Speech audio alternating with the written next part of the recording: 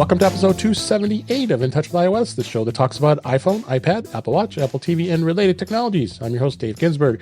My guest this week, it's been too long. I'm so glad you're back. Guy Serle, how are you doing, Guy? Hey, thanks for having me on, Dave. I really appreciate it. Absolutely. Missed you. I'm so glad you got back on the show here. It's good to have my back seen and my front. Yeah, well, yeah. They're both here. And also here's Chuck Joyner. How you doing, Chuck? I'm great, Dave. Thanks for having me. I'm still contemplating Guy's front and back, and that's not a good No. thing. No.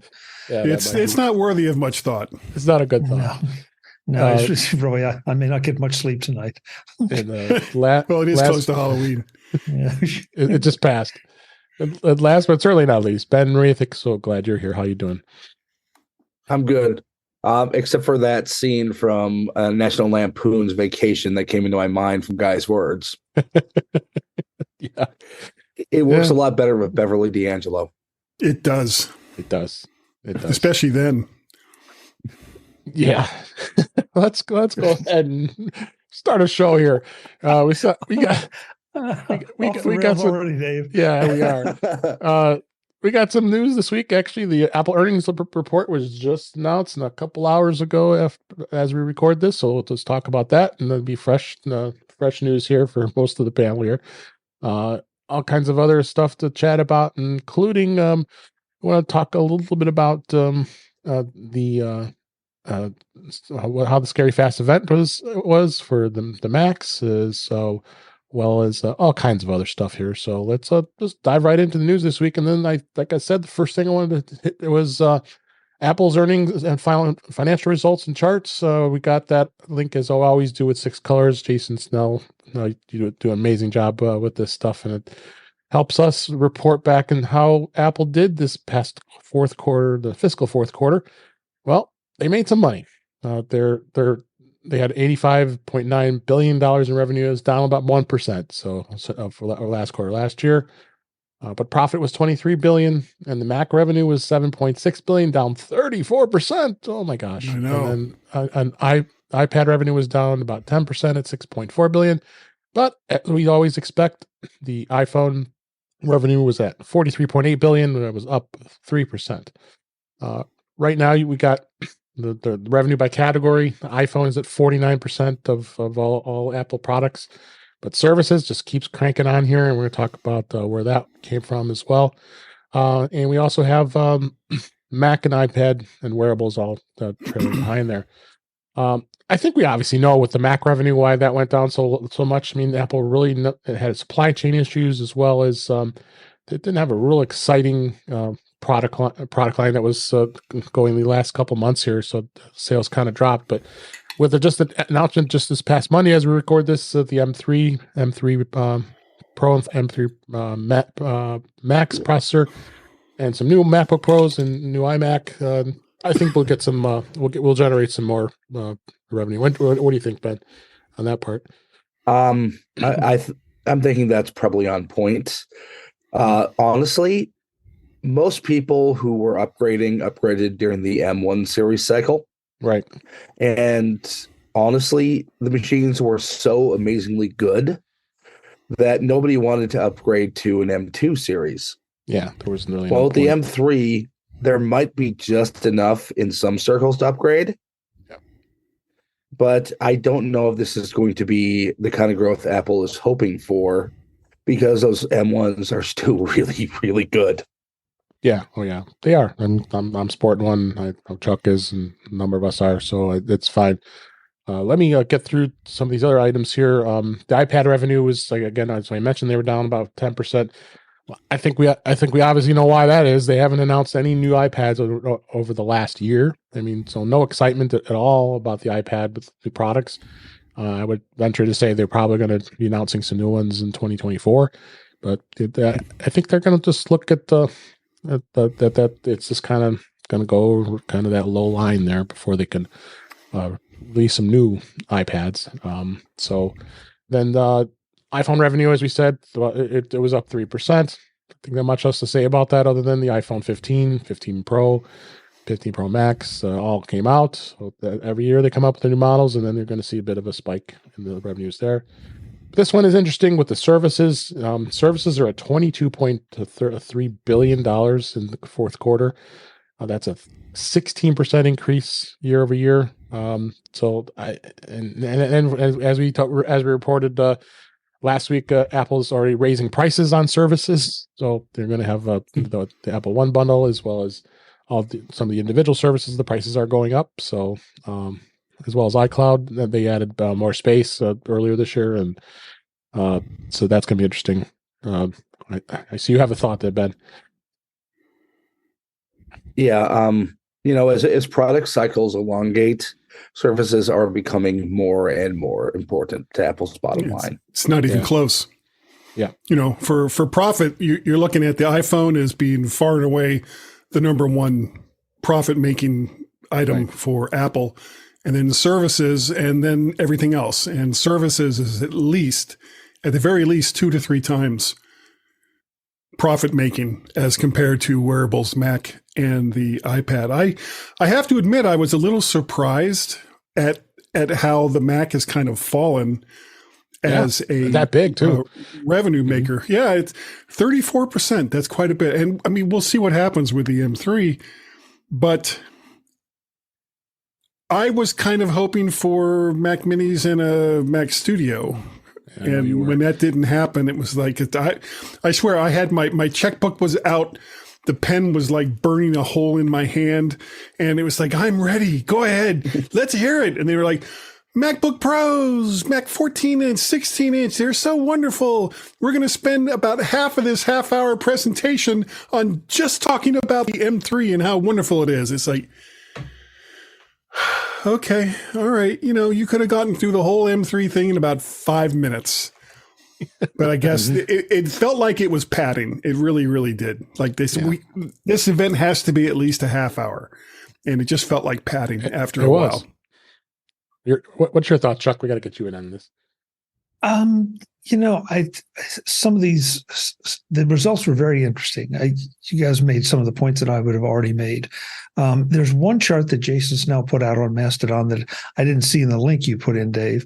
Oh, right, okay. And he captioned, but fiscal 23 for the Mac was not so great compared to 2021 and 2022. Okay. But it's still the third best year ever. And so, post-pandemic, Guy, like you said, supply chains were wonky, things were crazy. People, were going back to work or establishing permanent work from home bases. There were a lot of things that happened during those 2 years that made them weird years. Yeah. And happily, Apple was able to capitalize on them. Now it feels like, we're all, and the analysts may be trying to punish Apple a little bit, but at the end of the day, it's that keeps them on an upward trajectory if you take out those 2 years, which in my mind can be explained away almost as aberrations. In the meantime, new processor. Yeah. In the meantime, last year we had the we had the M2s come out, but the M2s never made it to the iMac. They did make it to the MacBooks. Or MacBook Pros. They did make it, and the MacBooks too. They did make it to the studios. Now we have the M3 back in that consumer machine-oriented iMac. And I really think that that's going to make a huge difference. Yeah. One thing that I thought was really interesting that I heard, and I don't know, Dave, I hope I'm not jumping ahead here, but please. The one comment that Tim made was that their study showed that 2/3 of college students are selecting Macs as their computers. Yep. And that harkens back to the days when Apple was in the schools. And, the theory was you grew up on an Apple, you were going to continue to use an Apple. I kind of think that may now be reimagining itself, if you will, in the choices of college kids, because now they're going to go to the workforce in a few years. And I just can't believe that they're going to put up with the Windows gibberish, that they're going to want and demand Macs of some flavor. Just like the enterprise. Remember as well that most business platforms are relatively OS agnostic. So you're using web browsers for a lot of the apps now. And frankly, a web browser doesn't care what operating system you're running it on. The big difference being a significant part of the market also wants to play games. And that's where Apple is still sorely lacking. Yeah. Yep. But at least one more they thought. now understand that they're sorely lacking. Yep. Yeah. Great. All right, let's just go through it quickly here, because we could spend a long time on this. The wearables was at 9.3 billion, and that was about a 3% decrease over the year over year. And Apple still is making a profit, $23 billion in profit. So, but the market's going to react tomorrow with some of these numbers, especially the Macs. But who knows? Some people might be excited about it, and some may not. I hold steady on my stock. I'm always happy having Apple stock. So, any final thoughts on this? Dave, yeah, just the fact that I thought it was really interesting that in anticipation of the earnings report, the stock jumped up. Right. 3 points, I think. So a little over 3 points. Yeah, it's I think so 170 to 7 now. It went up about $5 a share. Yeah, and so given all the prognostications that seem to be a little less than ideal, I was surprised to see that. Now, what'll happen tomorrow? No, it's anybody's guess. Anybody's guess. So, all right, let's go ahead and move on to the next story here, and that is that Apple was going to be set to announce. This came actually through the White House, believe it or not. Apple set to announce next level right to repair support nationwide, and this was in a switch up from the previous positions of their opposition. Apple has supported California's Right to Repair Act back in August of this year. Now the White House has pre-announced that Apple is ready to unveil it's going to make parts, tools, and documentation available for both independent repair businesses and consumers nationwide. And it looks like this is going to be something that's going to continue on. I know we've talked about this many times on the show here that fixing your own Apple device, for the most part, I would not want to deal with. Just go to a repair shop, or authorize a repair shop. That is, you get some of these guys or Apple stores, of course. But it's good to see that Apple is opening their books here when it comes to documentation. Someone might be interested in looking at the way to repair a particular item, especially iPhones, especially if you want to do if you brought a broken screen but still, I think it's something that I don't think I'd dabble in anymore. What do you think, Chuck? We've talked about this so much, and a lot of this is just to pacify the right to repair people, because yes, there are going to be those geeks out there who want to play with this, and then, in my humble opinion, they're going to be calling Apple to say, "Hey, I couldn't get it done, or maybe I made the problem worse," and so that's going to cost them more money. And I've opened iMacs when they were dead, and I never wanted to. I never aspired to put one back together, because it was, unless you're really experienced and have had a lot of practice, it's not a fun thing. So, yeah, I just feel like so much of this right to repair stuff is a bit of theater. Now, I'm quick to say that things like the John Deere issues and all that the farmers were complaining about, that's a whole different animal. But when it comes to some of these kind of electronics, and especially all the security issues and all the subtle features that are built into the hardware in so many ways, I'm going to be taking mine to the Apple Store or shipping it off to be repaired by someone who knows what they're doing. Oh, for sure. What do you think, Ben? Look, I'm a certified repair technician. That's right. I don't want to deal with. I don't want to have to deal with these modern Macs. Yeah. Honestly, this is Apple seeing which way the wind was blowing, and not wanting to fight against the current. It's right to repair was going to happen whether Apple wanted to or not, and it was in their best interest to just let it happen rather than try to fight it. Yeah, absolutely. Guy, any thoughts on this? Yeah. there was no way that they were going to be able to fight back against this for too much longer. And quite frankly, they make money on both ends of it anyway. So I'm not even really sure why they fought it in the first place. Mm-hmm. Yeah. All right, let's go on to the next story here. And then just interesting, a quick review on this. Many of the streaming services such as WebEx and Zoom and Teams is all supporting Apple TV. So WebEx is actually going to expand on the Apple TV with the 4K and Apple Watch support. After it brought all its stuff to on the iPad and CarPlay, Cisco's now announcing that the WebEx meetings are now going to be on the Apple TV. Is this something you would do, Chuck, as far as if you would use this on Apple TV for any meetings on WebEx? WebEx is not my favorite platform by a long shot. That said, maybe in a pinch. I mean, I think there are easier to use platforms out there, and there's some better platforms out there. But hey, it's one more capability that they're giving you. So, why not play with it? Because to be fair about it, I haven't done WebEx on an Apple TV. So yeah, I've done WebEx on my Mac, on my laptops, and sure, it's a less than optimal experience compared to the state of video conferencing. Right. But I'm willing to give it a shot on Apple TV. Maybe they have improved it. Well, let's hope. I would think. What do you think, Ben? I think this is going to be a great thing for small businesses. Having seen the state-of-the-art video conferencing equipment that is in some buildings, an Apple TV and an iPhone that someone should already have is going to be a lot cheaper than one of those custom-made video boards. Right. Oh, you guys, what do you think? I think most people already have their setups at their computers or laptops or something along those lines.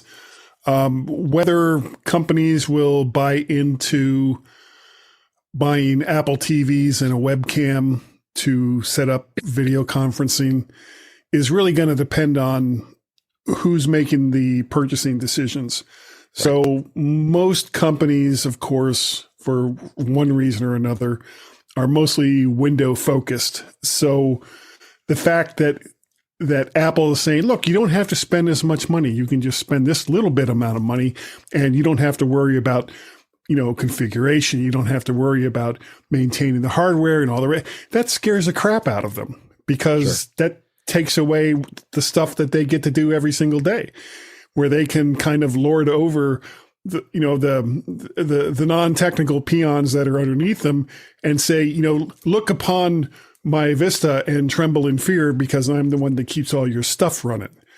And in a lot of cases, those people are going to go like, no, we're just going to keep what we have because we understand it. And it makes us feel better to have stuff that other people don't know how to use. Right. Not all the time. I agree with you, Chuck. WebEx is just a horrible experience. I mean, and I won't use the T word, but that's right up there with it. But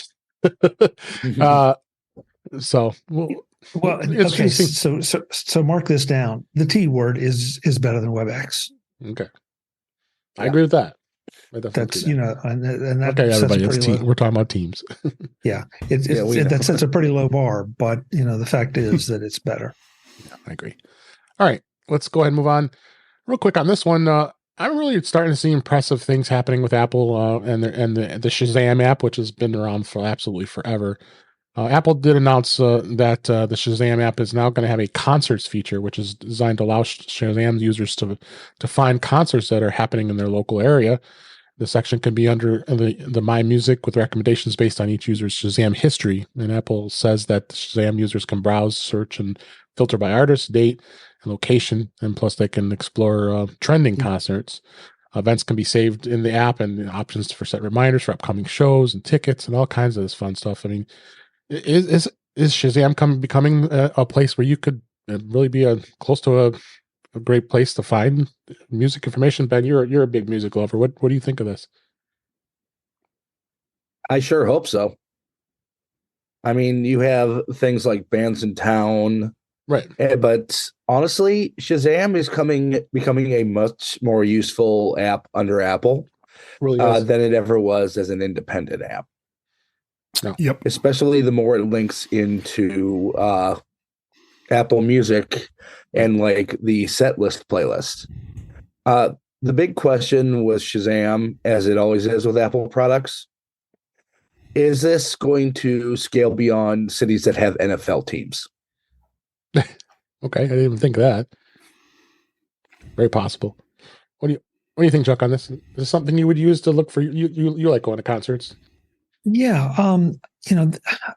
When I saw this, I guess maybe I feel like I'm missing it a little bit because my use of the Shazam app is I hear something, I like it, I want to know what it is or who it is. Right. And in fact, I just did that yesterday. I can't say that I use it weekly, but depending on where you are and you hear something that catches your ear, I think it's a nice little value add that if I hear something, it'll say, oh yeah, by the way, they're playing near you. That's great.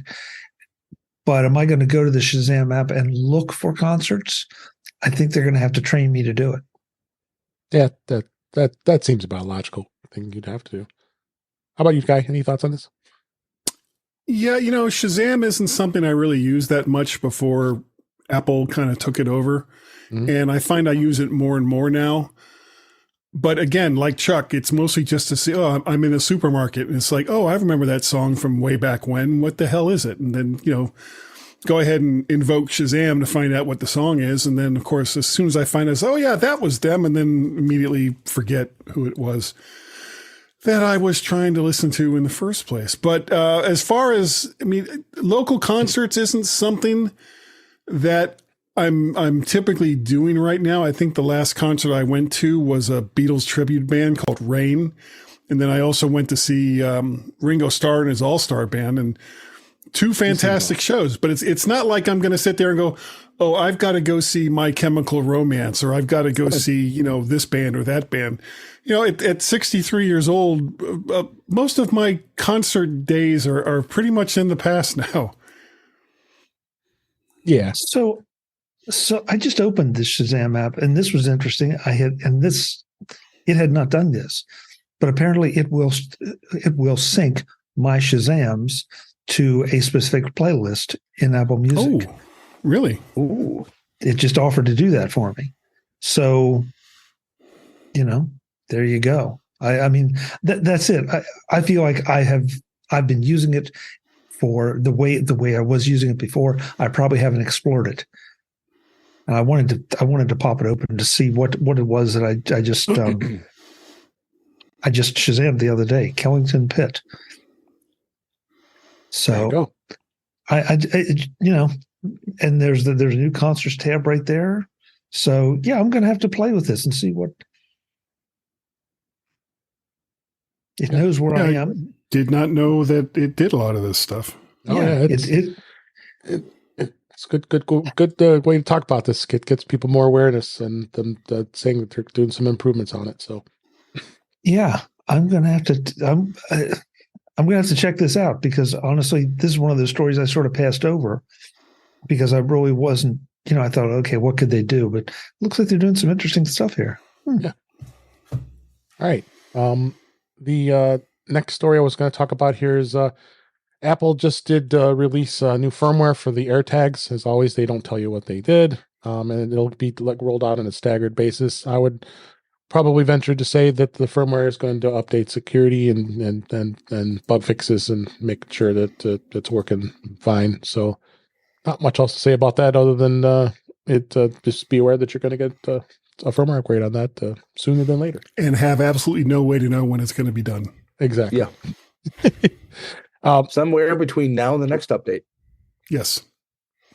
And the USB-C Apple Pencil, which we talked about a number of weeks ago, is now out for sale. And crazy me, I purchased it and want to try it. So, so we will have we'll have an unboxing and maybe even a bit of a review to see what it does. But we know that the pressure sensitivity, and we talked about all the comparisons to what this version does over the other.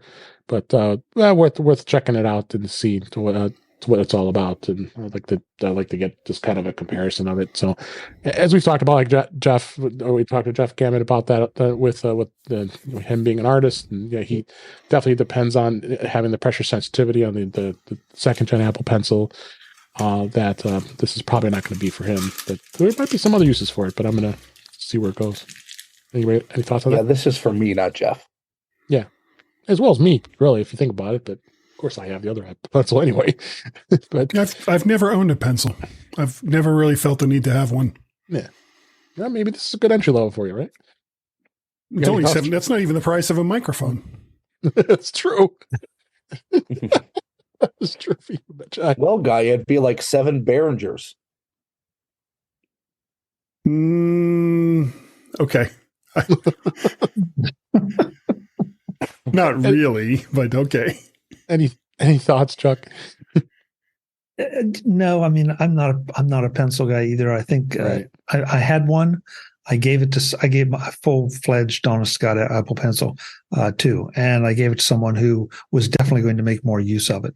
So I got myself one of the knockoffs that is very limited, and it does for me what I wanted to do. But I don't know. I think the last time I drew anything, I actually tried to draw something, was to test the pencil. Other than that, I just don't draw things.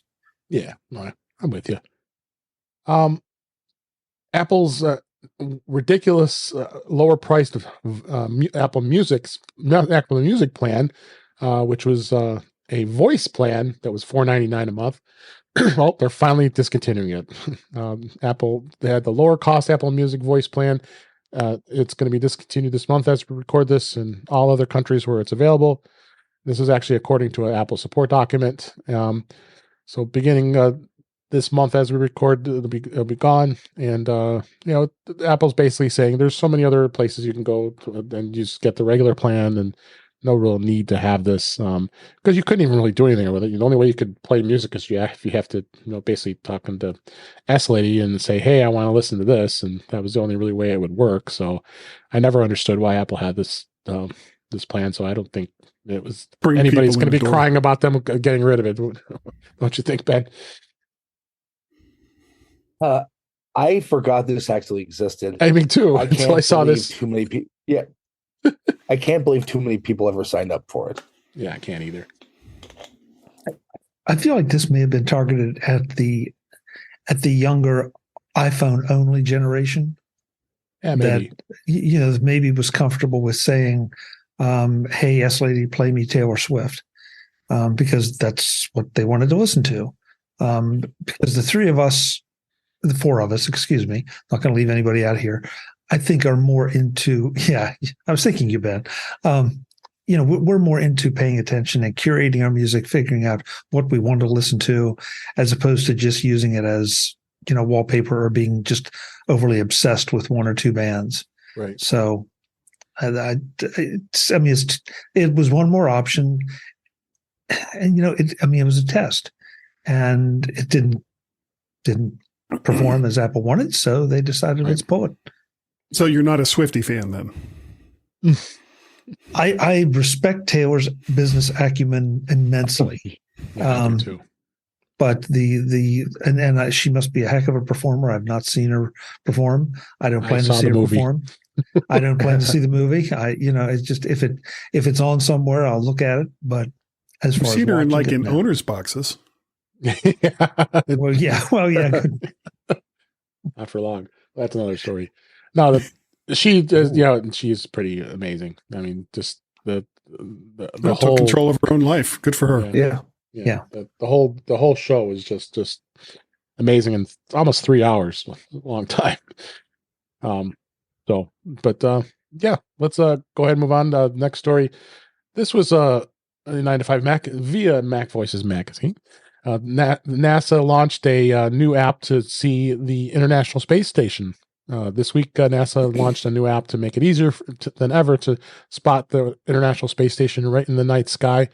NASA has long operated the station website, but now its new app available both iPhone and Android. It's going to bring augmented reality features and a handy interface to learn more about the orbiting laboratory.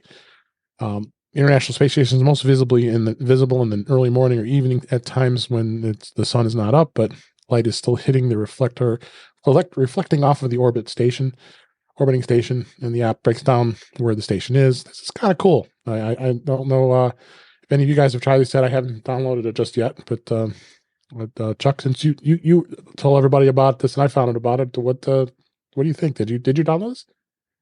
I did not download it yet. I saw it, and it's on my list as I was going through my daily curation, because I thought this is really cool. Because I hear a lot of the folks who seem to have a bit more time on their hands to go out and look for the space station and find it. Yeah. And I often, every time I think about doing it, it's overcast here in my part of the country. Of course. So, this feels like, okay, I'm going to be able to know when it would be within range, A, at a decent hour, and then B, without me going out and being disappointed, I can say, okay, it's going to be here. If the weather suits, great, I'll go and look for it. And if not, then I'll catch it the next time. But I think this is brilliant of NASA to take advantage of this. And it really does promote what they do. It promotes space exploration. And I mean, man, if you were a kid, 8, 10, 12 years old, this would be wild to be able to go out and say, let me help find the International Space Station. Yeah. What do you think, Ben? Yeah, 8, 10, 12, 42. So this isn't Big Brother in space? Little cameras set up all over the space station with all the built-in drama of the astronauts all fighting amongst each other.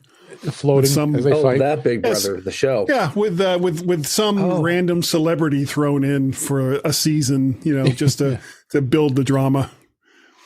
You can probably use the Russians for that. Yeah. That's actually a good idea. The way your mind works is disturbing. It is. It does. I'm not saying I'm proud of it, but it is how it works. Yeah. All right, let's move on to the topics this week. First off, this story came out today as we record that Apple is preparing to release iOS 17.1.1 for the iPhone. Apple appears to be internally testing this update for the iPhone based on the evidence of the software and the website's analytics. It looks like it's definitely going to be focused on bug fixes. It's unclear what the issues or updates could include the same fix for the Wi-Fi connectivity issues that Apple rolled out on the first of iOS 17.2 beta, which we'll talk about in a minute. And also could resolve an issue where iPhones temporarily shut off overnight for users that are experiencing that. They also promised to fix a BMW wireless without charging issue that affects the iPhone 15. So I'm sure it's going to be out soon, maybe the next week or two. I haven't had any bugs that I notice that it deems is to be an urgent need here. But in beta this week, 17.2 beta is still out. Excuse me. And it did bring some new features, including it is being affected by the slow Wi-Fi connectivity loss problems. And everybody seems to tend to be thinking that 17.2 is going to fix that problem. Ben, of course, you live on the edge with beta. What have you seen anything out of the ordinary? Not really anything out of the ordinary. It's been stable. Haven't really used the journaling app since it's not my thing. Okay. But I mean, other than that, there's not a whole lot different. Have to check that out. Yeah, I forgot the journaling app is coming because they announced that when iOS 17 was first announced, coming later in the fall. With that, let's go ahead and move on. One thing I just caught my eye today, I found this. Our friends at OWC, and I know, Chuck, you're going to have a great interview with Larry O'Connor next week. I can make sure everybody sees that. OWC launched this new app called the Drive Speed. It's a Drive Speed iOS app that will test external drives performance on the iPhone. And basically what it does is it's designed for iOS users who need to monitor and optimize video transfers between their iPhone and external drives. Obviously, this is being aimed more towards an iPhone 15 with the new USB port. so regardless of what you are, your family video maker, or motion picture, anything that got this stuff, this is really cool. It's a real-time speed monitoring, multiple device support. You can find your settings and historical analysis and all that. And it really does a pretty impressive job. I just tried it a little while ago. It'll even scan your iPhone's drive. And of course, that's going to come with 30 megabits a second speed, because that's the drives are pretty standard at that. But if you're going to hook up a high speed drive, like some like the OWC enclosures I've got that do like 1400 megabits a second, this is a good new tool, and I love that OWC went and decided to do this to be able to have people test what the resolution will be good with this. What do you think on this, Chuck? Larry swore me to secrecy to this about this, but yeah, he well, said it's out in the public now. It's in their blog. Yeah, it's in the public now, so I'm clear. And he'll be talking about it on my show one day. Yeah. But yeah, it's great, because one of the complaints that I've seen is that there was really no way to know if your drive was working, if it was, had sufficient speed, until after you shot something with it. And then if it didn't work, well, you've lost that opportunity. So yeah, this I think is a really, really big deal. Yeah, it's so OWC. It solves a pretty technical problem in an easy fashion. So I think it's brilliant. But it's why OWC remains the company that they are in this day and age, when, they started off selling RAM and hard drives, and, that market has kind of moved on.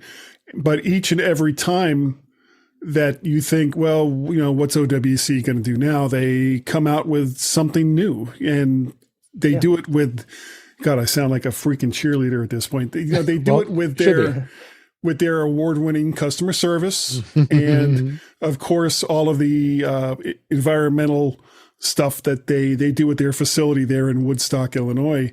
And anyone who goes to like MacStock, if you get the chance to go and check out OWC's facility, it is freaking amazing to see. So I'm a big fan of OWC, and I use them and their services every chance I get. Really? Thank you. You do too, Ben? Yeah. This app is something that's been sorely needed on iOS and iPadOS for a while. Yeah. I've used the Blackmagic app, which does a very similar thing on the Mac for probably close to a decade now. So I know what my drives are going to be giving me. The other good thing about Larry and OWC, they are extremely approachable. I flat out asked the CEO of the company what OWC products he would recommend, and he gave me couple recommendations. Yeah, no, Larry's. I mean, they know their products, they know the industry, and they know their market. Yeah, I mean, I'm looking at docks and hubs and everything I've bought over the years, and all of us have done that. So we do support them quite well. So, but in fact, we might actually be owned by OWC at this point. Yeah, they are.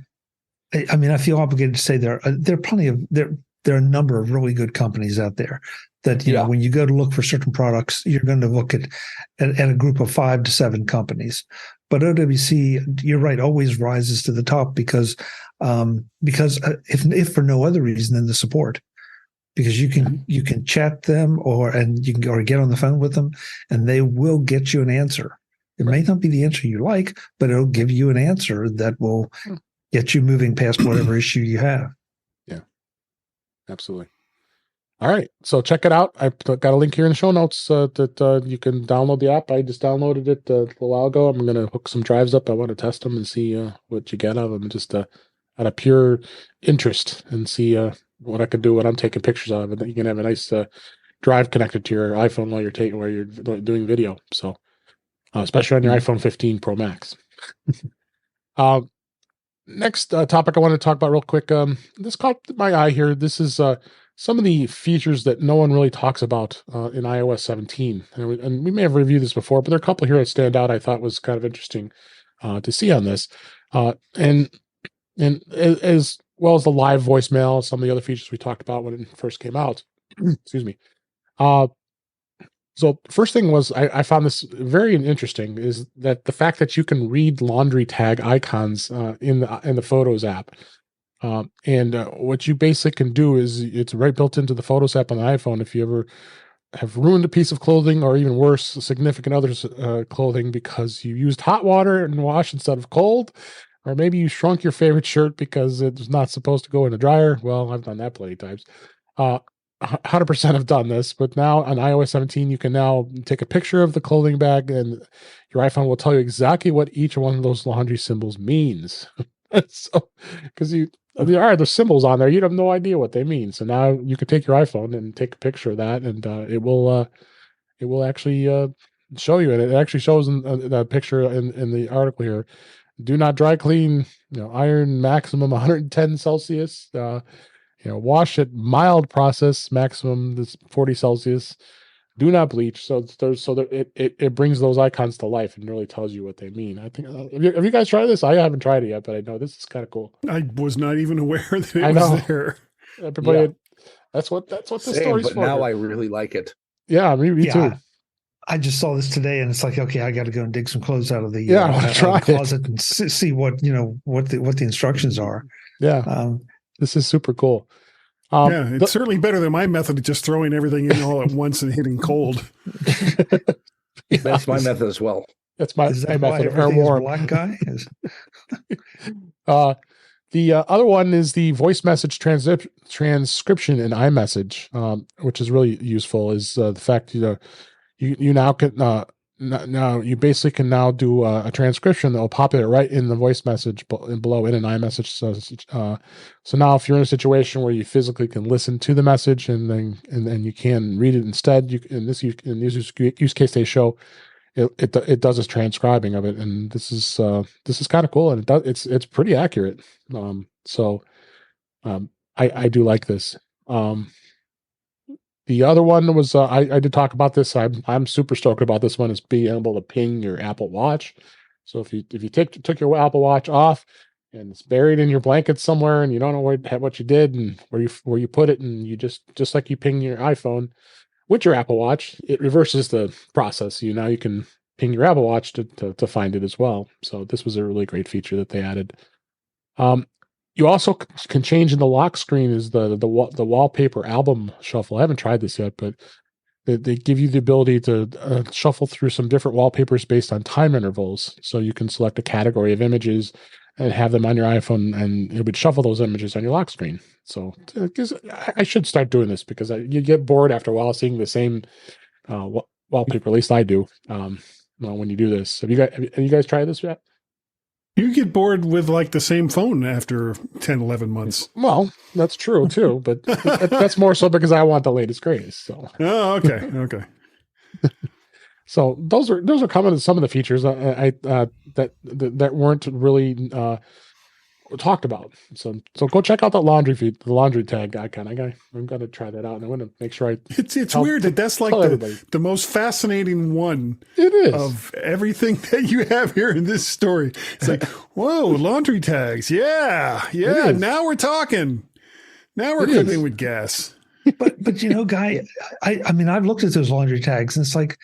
No idea. Those things like, what the heck do they mean? Or do they mean anything? Or are they just a bunch of people's logos? And so you just ignore them and keep on going. But, to know that there's little pieces of information there, it'll be interesting just to see what's hiding in my closet. I've always kind of felt with that tag that there's somebody in Indonesia that's like, oh boy, they're going to have no clue what this says right here. Oh, we're really going to screw with them for this one. Yeah. That's for sure. God, it's like the show is just filled with middle-aged men. Yeah. Yeah. Let's go ahead and move on. This we're going to lead into a little bit of discussion about the scary fast event that happened on Monday with the Macs. But the first thing I wanted to note is there were a lot of big discussions about the fact that event was filmed entirely on an iPhone 15 Pro Max.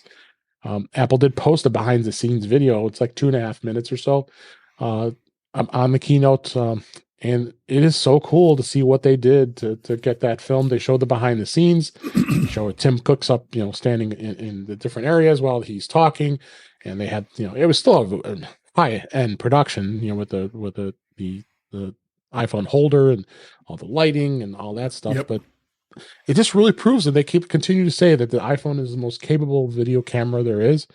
Well, this kind of just shows it even more. I was super. I'm assuming all you guys have seen this video, and it's just super impressive. And Chuck, what do you think of this? I think this camera is just probably the most phenomenal. I talked about it last week when I went to the U2 concert at the Sphere in Las Vegas, and all the videos and photos I was able to capture. I was just absolutely blown away.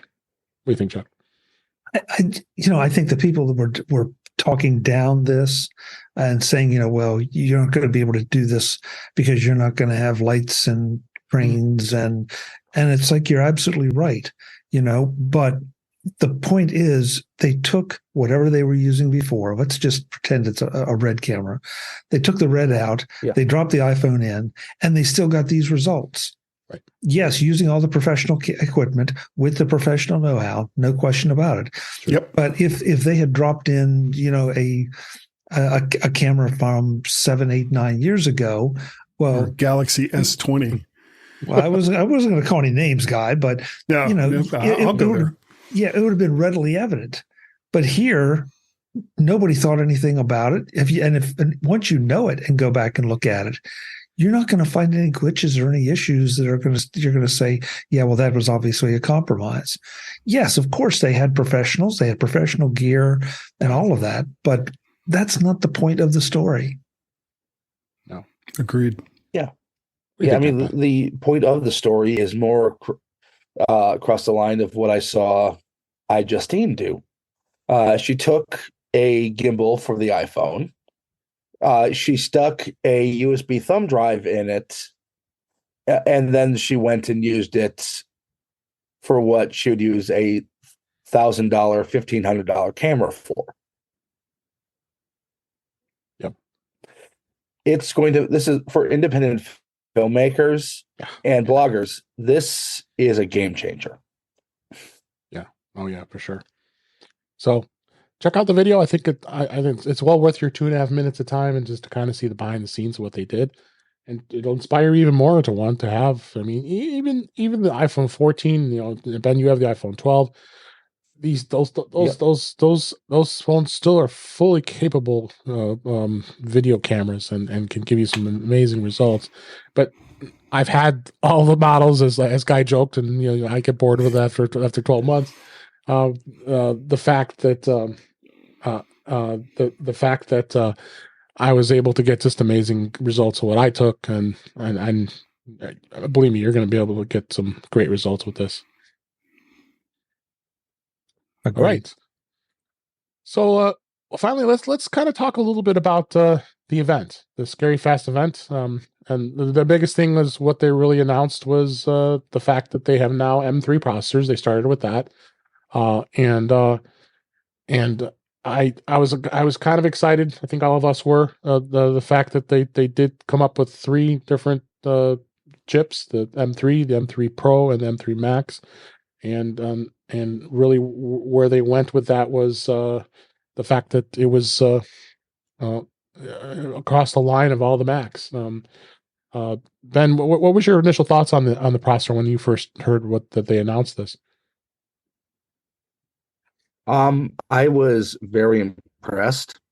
I mean, when it comes to the actual processor itself, it is going to be a iterative change from the M2 Pro and Max. But with things like the hardware accelerated mesh shaders and ray tracing, these are going to be much better for 3D rendering. And if you're one of those people who needs to upgrade either your old Intel Mac, which you probably should have already at this point. Yes. Yeah. Or you have an M1 Pro or Max that you're looking to update. This will be a godsend. Also, the the base 14-inch, replacing the last of the touch bars. Right. That could be a very good machine. Yeah, it could be, and I think it's going to appeal to many students, as we just talked about earlier. But like Chuck, you said earlier during the earnings call, that they're seeing more and more of students wanting to adopt Macs, and I think that model is probably going to be a big seller just for that reason alone. It's slightly more expensive, but I think it's a model that people will be very happy with. But go ahead. Well, and the screen will be worth it. Yeah, and think of the power. I mean, unfortunately, what kids are doing today is not what any of us were doing when we were that age. They're more sophisticated. They're shooting videos and they're doing making movies on their own. And so now you've got an M3 Mac laptop, right, that is super affordable, and they can. I mean, okay, they're not going to be able to edit necessarily a feature film on it, but for a budding young filmmaker that wants to play with this stuff, my God, and iMovie's built in. Again, right, not necessarily a power tool, but it's a gateway drug to a whole world of things. So I admit I was a little bit skeptical when I first heard about it, but the more I've thought about it, the more it just makes a huge amount of sense to put something that powerful in sort of an entry level laptop, and then there are multiple levels to go up beyond that. Right. Going across the processor line, it was interesting to see where it went. You went from the different cores from the M3 all the way to the M3 Max. The GPU is just insane. So you go to the M3 Max, it's a 40-core GPU, which is just off the charts, really. A lot. And then the memory. Memory hadn't been such a prominent thing in these M series chips, because you got the M3 at 24 gigabytes at the maximum and 36 gigabytes, which is kind of strange. They go from 18 to 36. The numbers change on that, but that just tells you where the chip is as far as clock speeds on memory. Then the M3 Max, for those of you who need serious power, you get 128 gigabytes of unified RAM memory on that chip. That's a serious machine, and that's a serious price too. Early benchmarking has shown it's right approaching the M2 Ultra in a laptop. So people just bought the M2 Ultra, which is their top end. That was their top end chip in the Mac Studio. Whereas, it's pretty impressive. So again, I guess I find RAM is not as critical, at least in my workflow. Chuck, what do you think? You have a little higher RAM on your machines. Is it something that's important to you? David, it's a good question, because when I bought this machine, it was my first M1, and the wisdom that Apple was advancing was you really don't need all that RAM. Right. But on the other hand, it's not something you can add after the fact. Do I really think that I'm going to need 128 gigs of RAM? No, probably not. But given Apple's the way they use memory and manage memory, I think 64 or maybe just the next step up might be all I'll need. I think there's an intermediate step. I'm not quite sure, but if I can't say that I've run into any situations where my machine says, "Hey, I'm out of RAM and I have to quit something." Yeah. So, and I'm notorious for having a whole lot of apps open all the time. I think a lot of us are. What about you? I had to manage memory all the time. Okay. All the time on the Intel Macs. Yeah, I don't have to do that on Apple Silicon, and I don't miss the fan either. No. No. Guy, you agree with this? The memory is not a critical thing for most people's workflow. Other than don't get the base machine, because 8 gigs isn't going to cut it for a machine if you want to hang on to it for 2, 3, 4 years down the line. Always at least go up one more tier of RAM with whatever that level is. But as far as the presentation goes, I still think they spent way too much time talking about the M3, that they could have wrapped that up relatively quickly, and that it just felt like a lot of padding. And, the fact that the entire presentation was 31 minutes showed that all they really wanted to do was announce the M3 and the new laptops. I myself was very disappointed because I wanted either a mini or a studio, and I got neither. So Guy is not a happy bunny. Well, okay.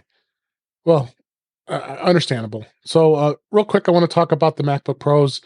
The biggest thing that kind of stood out to me is the amazing battery life. I mean, they're claiming 22 hours of battery life on a MacBook Pro. I mean, that's just unheard of. I mean, I've got the MacBook Air M2, and I mean, I get insane battery life for that one.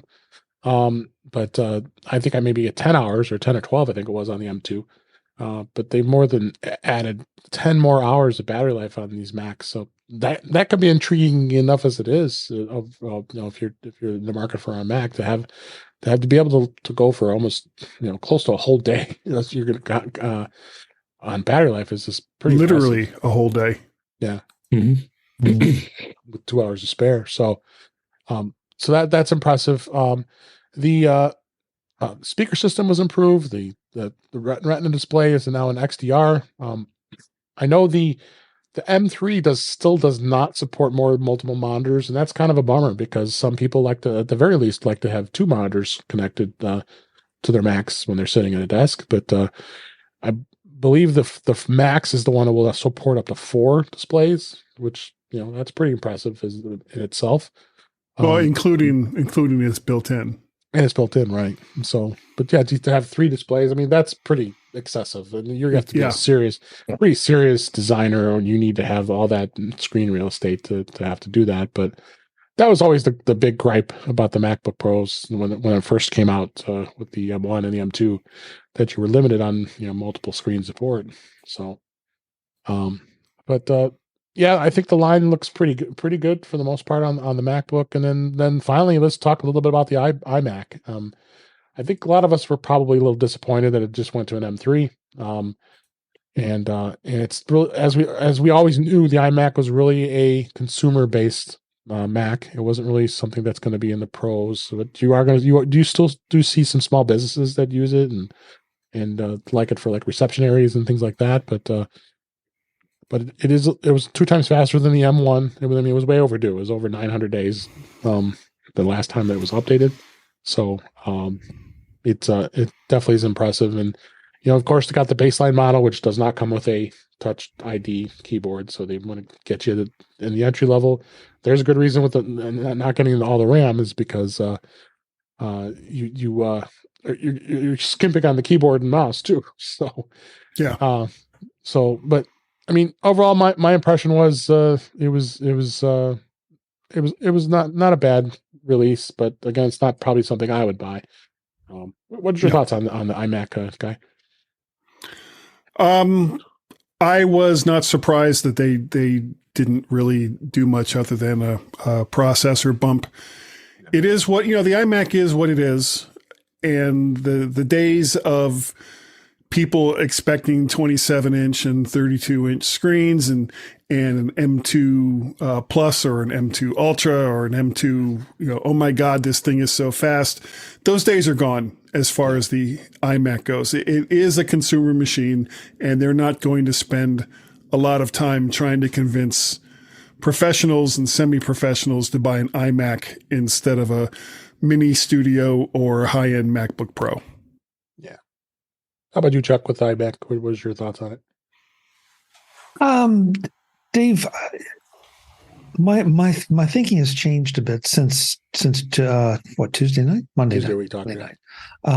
No, since Monday night, because my initial reaction was, okay, poor iMac. But let's step back a second and remember that the M1 was a beast when it first arrived, and now and still kind of is. And now we have an M3 in an iMac, and I just punched it up to be sure I had this right. You can put 24 gigs of memory in that iMac. Right. Okay. And we're doing a lot of poo-pooing about, I can only connect one extra monitor. Oh, too bad. Yeah. Okay. So connect a monster monitor to it, and you've got a heck of a nice machine with a heck of a nice second display. So I mean, you could say the same about a 14-inch MacBook Pro, and you're only going to have a 14-inch screen. Here, you're going to have a 21-inch screen, and then whatever it is you plug into it. 24-inch. 24. Or I'm sorry, 24. Excuse me. And even that's a great screen. Mm-hmm. Oh yeah. I was at Best Buy actually yesterday and stopped by the iMacs, and it's like, that's a really good looking screen. It's I'm used to now a 27-inch, but it's fine. So I feel like we're all giving short shrift to the iMac, and it comes in these fun little colors, and that's nice, but it's a heck of a nice machine to do anything that you're going to want to do. Because, and I also was punching up some stats here. I found an article that said that the M3, the baseline M3, is twice as fast as the baseline M1. Right. Okay, so think about that. The M1 was a beast. Now you've got twice that power in this pretty little compact machine that will support an extra monster monitor if you want it. Right. I think it could be a machine for a lot of people and a lot of businesses, and that aren't looking for that super horsepower, that don't need it. And they reacted too with the Wi-Fi 6E. They've updated it to the most current technologies, the Bluetooth 5.3. You can get up to 2.2 terabytes of storage. It'll cost you a pretty penny. And also you talked about the display. It's a 4.5K Retina display. Because, everybody's complaining, like you said, about the size of the screen. Well, having that 4.5K, it's not 5K, but it's 4.5K Retina. As you saw it in the store, I mean that was great. Best Buy already had it on display. It's a beautiful screen. Yeah, it's an awesome screen. So, I mean, this is a very worthy machine for many people. And would anyone here buy one? I wouldn't, because I've always been on a MacBook Pro. I wouldn't guide necessarily, but I'm not. I know that I'm not the. You're not the target audience. I'm not even close to the target audience for this machine. But I tell you, I could see buying one for some other family members, and it would be more of a machine than they are ever going to use. Yeah, that's fair. So, and one other thing before somebody, Ben, let me jump in and then I'll let you go. But somebody's going to say, yeah, but it doesn't have enough ports. I can't plug this in. I can't plug that in. All right. We talked about OWC. Yeah. Go get that. $129. Yep. And I love that hub. I've got two of them. That hub is perfect for that. You can plug in all kind of stuff. So, if you really are that guy or girl or lady or woman, whatever the right thing is to say. Or Ben. Then it's one more little peripheral you have to buy and you're set. So the more I think about it and talk about it, this is a machine that does not represent very many compromises. Yeah. No, Ben, you give the last word. I can understand exactly who this is for. I do remember being a teenager. I remember the original fruit-colored iMacs. So just forget what it was during the Intel era. This is going back to the very beginning of the iMac. This is your family computer. This is your business point-of-sale computer. If you want more portability, you get a MacBook. If you want something more powerful, you get a Mini, Studio, or Pro.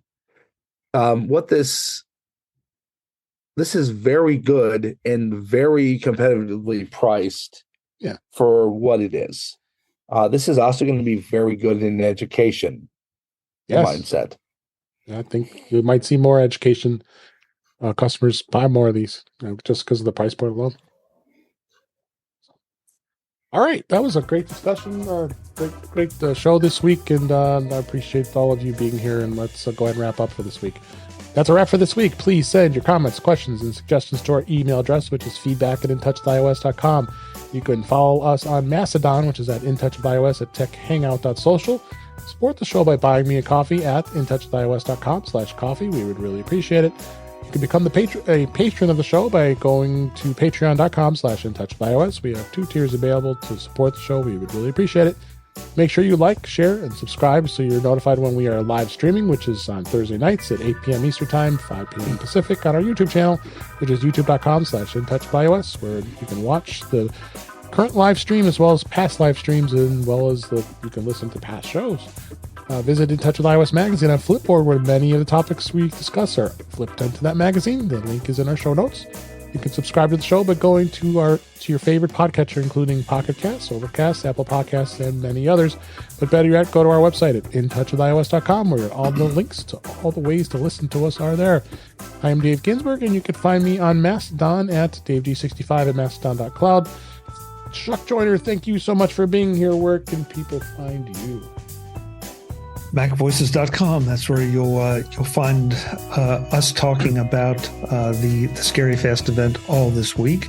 Next week, Larry O'Connor will be here from OWC, and you never know who might pop in between or after that. So definitely stop by. Tuesday nights, 8 p.m. Eastern, 5 p.m. Pacific. We do Mac Voices Live on YouTube at youtube.com/MacVoicesTV. And on pretty much all the socials, you can find me as at Chuck Joyner. Dave, thanks for having me. It's always a blast, even if Guy is here. I get blamed for everything I do. That's a good lead into Guy Serle. Thank you so much. I'm so glad you were able to make it on the show tonight. And I'm so glad I could make it too. And damn you, Joyner. Damn you. You can find me over there on the X's as Mac Parrot and Vert Shark. I'm also Mac Parrot over on Counter Social and Mastodon.social. You can find our show that I do with Gazmaz almost every week for now. Over 700 shows, I believe. We're coming up on our... I don't even know at this point. We started a long time ago, and my memory doesn't go back that far. But Ben was still in high school. He was still in high school when we started doing the mymac.com podcast. What else? If you want to contact us and leave a message about the show, we have a Google Voice number, 703-828-4677. Thank you. Thank you, Guy. And last but certainly not least, Ben Roethig, it's always a pleasure having you on the show. Where can people find you? Well, Dave, you can find me at Ben Roethig on the socials. Roethig.tech for my writings. On Tuesday, you can find me on Mac Voices with that Chuck Joyner guy. On Thursdays, you can find me on The Big Show, normally with Jeff Gamet. And Fridays, you can find me on The Mac Show on the British Tech Network. And of course, you can find me here on In Touch with iOS every Thursday night. Thanks so much. And yes, we miss you, Jeff. Friday. We miss you, Jeff. We'll get to have you back next week. Well, you guys did. We did. And thank you for listening. We really appreciate it. I hope you enjoyed the show. And until next time, thanks for listening.